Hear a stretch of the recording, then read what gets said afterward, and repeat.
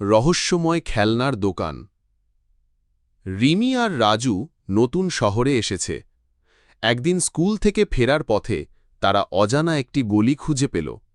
গলির শেষে ছিল ছোট্ট একটি খেলনার দোকান, যার সাইনবোর্ডে লেখা মায়াবী খেলনার দোকান। দোকানের জানালা দিয়ে ভেতরের অদ্ভুত সব খেলনা যেন তাদের দিকে তাকিয়েছিল। দোকানে ঢুকতেই এক বৃদ্ধা তাদের স্বাগত জানালেন। আমি মিসেস মায়া। তিনি মিষ্টি করে হাসলেন। দোকানের চারপাশে সাজানো ছিল নানা রকমের অদ্ভুত খেলনা, কাঠের পাখি যারা ডানা নেড়ে, আয়না যাতে শুধু অন্ধকার দেখা যায়, আর একটি বিশেষ কাঠের পুতুল যার এক চোখ নীল, অন্য চোখ সবুজ। মিসেস মায়া রাজুকে সেই বিশেষ পুতুলটি দিলেন। এটি খুবই বিশেষ, তিনি বললেন।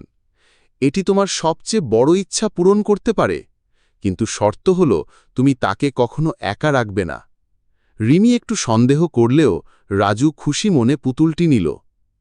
রাতে রাজু দেখল পুতুলটির চোখ থেকে আলো বের হচ্ছে। প্রথমে সে ভাবল তার চোখের ভুল, কিন্তু কাছ থেকে দেখতেই পুতুলটি হঠাৎ মাথা নাড়াল। একটি মিষ্টি গলায় বলল, আমাকে বাড়ি এনে দেবার জন্য ধন্যবাদ।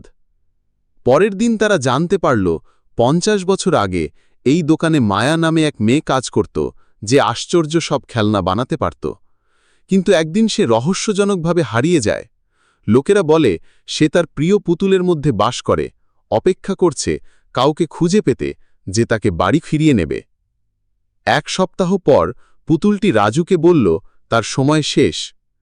তুমি আমাকে বাড়ি পৌঁছে দিয়েছ, সে বলল। পরদিন সকালে দোকানটি অদৃশ্য হয়ে গিয়েছিল, কিন্তু রাজুর বিছানার পাশে রইল একটি ছোট কাঠের বাক্স। ভেতরে ছিল একটি নীল রঙের পাথর যে অন্ধকারে আলো দেয়। রিমি আর রাজু আর কখনো সেই গলি খুঁজে পায়নি, কিন্তু তারা জানত কোথাও না কোথাও মিসেস মায়া তার দোকান নিয়ে অপেক্ষা করছে অন্য কোনো বিশেষ শিশুর জন্য যে জাদুতে বিশ্বাস করে।